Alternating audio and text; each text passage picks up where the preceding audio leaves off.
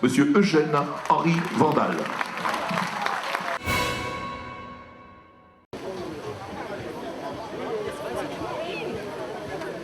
Monsieur le maire, aujourd'hui, c'est un grand jour pour vous. Un grand jour pour Trois-Rivières, oui, parce qu'il est vrai que depuis plus de 11 années, ces travaux ont démarré et il était temps pour nous de pouvoir connaître un achèvement.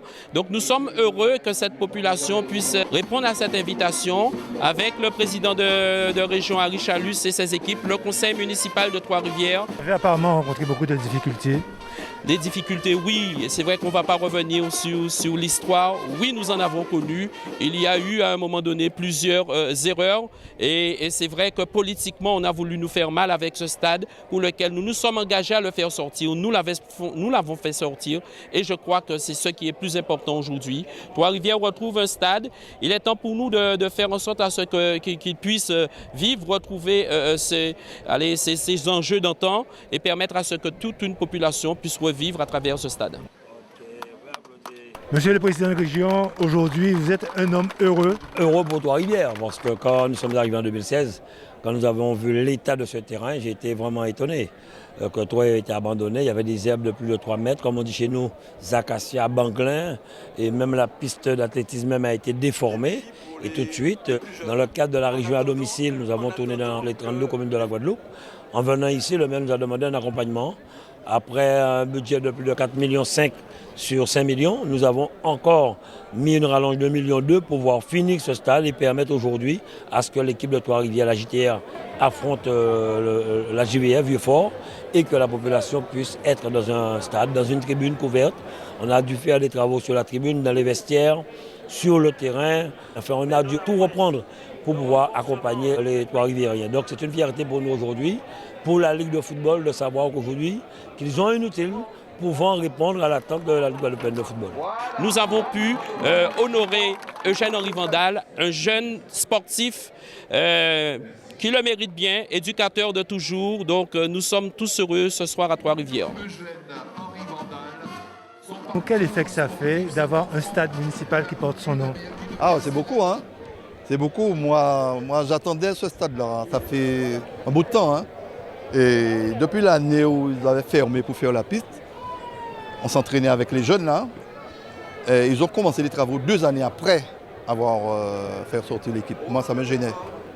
Et de voir maintenant la réouverture, ben, c'est avec plaisir, avec joie. C'est vraiment, on dirait que je rajeunis, quoi. Lors de votre discours, on a ressenti beaucoup d'émotions. Décrivez-nous un petit peu ce que vous avez vécu.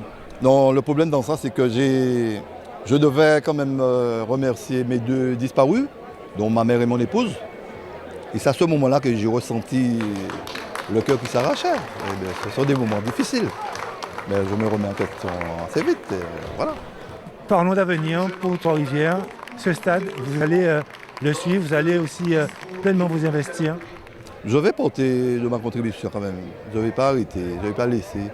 J'ai des jeunes là. Hein. Je regardais, j'ai 5 à 6 jeunes que j'ai formés qui sont là, hein. Ils sont jeunes.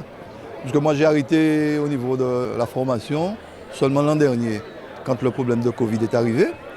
Et moi je ne voulais plus continuer dans ça. Mais je ne vais pas les lâcher, hein. Je suis toujours proche des jeunes. Voilà. Et pour terminer, si vous avez un message à adresser à la population qui vous regarde actuellement, c'est de leur dire venez au stade. Oui, c'est le mot, hein. C'est venir encourager la jeunesse. L'avenir d'un pays, c'est sa jeunesse. Donc on ne doit pas les laisser. Il faut les encourager, il faut les soutenir, il faut les accompagner. Et voilà, il ne faut pas les lâcher. Voilà. C'est une fierté pour nous. Les techniciens ont fait du bon travail. Notre directeur, M. Delorme, était ici tous les jours. Je suis venu ici une dizaine de fois sur le terrain avec l'équipe de sport de la région. Donc aujourd'hui, c'est une fierté. Et comme nous l'avons annoncé aujourd'hui, hein, nous allons offrir aussi un futsal à Trois-Rivières, comme nous le faisons pour les 32 communes de la Guadeloupe. Hier, j'étais à la cour Zamia où nous allons attaquer les travaux dès la semaine prochaine.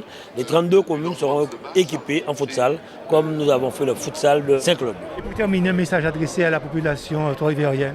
La population de Trois-Rivières doit savoir que nous sommes une équipe municipale. Les choses ne sont pas si faciles, mais nous continuons à travailler et nous allons le faire en totale transparence, en totale responsabilité. Nous sommes là pour servir et nous allons servir notre population jusqu'au bout. Et pour terminer, Monsieur le Président, si vous avez un message à adresser aux Trois-Riviériennes et aux Trois-Riviériens. Vous savez, hein, Trois-Rivières, j'ai connu bien la JTR en football. J'ai eu l'occasion de jouer avec la plupart des gars que vous avez vus. En matière d'athlétisme aussi, ils ont eu de très bons athlètes. Donc c'est reprendre le terrain, reprendre la piste d'athlétisme et refaire revenir le sport à Trois-Rivières. En handball, c'était pareil. La JTR avait une très belle équipe. Donc c'est faire partir le sport. Surtout que nous avons, dans le cadre du conflit que nous avons rencontré dernièrement et dans le cadre du parcours emploi compétences, nous voulons aller vers le sport, permettre aux jeunes d'intégrer les clubs avec la ligue de football, d'athlétisme, de hand, de basket, qui vont porter ces dossiers-là, permettre à certaines communes qui auront les moyens de recruter dans le cadre du parcours emploi compétences, le PEC, des jeunes qui sauront finir si l'État l'accepte à plus de 90% et aller sur 5 ans et par la suite, en fonction du nombre de départs à la retraite, permettre à ces jeunes de s'intégrer. Donc aller vers l'insertion par le sport, donc on a la possibilité de le faire. Avec Trois-Rivières, on commencera avec les autres communes de la Guadeloupe.